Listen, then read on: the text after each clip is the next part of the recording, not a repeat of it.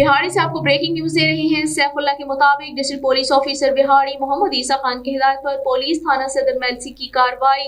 3 रुकनी डकैत गैंग गिरफ्तार, 17 लाख मालियती माल मसरूका और असलहा नाजायज बरामद कर लिया गया। 6 लाख रुपए नकदी, 3 अदद मोटरसाइकिल, स्कूल की चोरी शुदा सोलर प्लेट्स और मोबाइल फोन भी बरामद हुए। डिस्ट्रिक्ट पुलिस ऑफिसर बिहाड़ी मोहम्मद ईसा खान की हिदायत पर बिहाड़ी पुलिस की जराइम पेशा अफराद के खिलाफ कार्रवाइयां मुसलसल जारी हैं।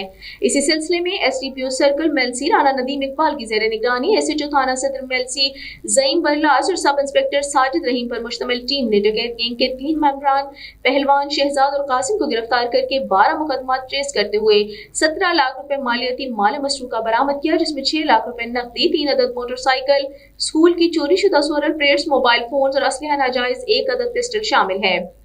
SHO थाना सदर मेलसी ज़ईम बरलास ने तफसीलात बताते हुए कहा कि मुलजमान असलहे के जोर पर शहरियों को कीमती सामान और जमा पूंजी से महरूम कर देते थे और मज़ाहमत पर फायरिंग करने से भी गुरेज नहीं करते थे, जिनकी गिरफ्तारी किसी चैलेंज से कम नहीं थी। लेकिन जदीद टेक्नोलॉजी और ह्यूमन इंटेलिजेंस की मदद से न सिर्फ मुलजमान को ट्रेस करके गिरफ्तार किया गया बल्कि रिकॉर्ड बरामदगी की गई।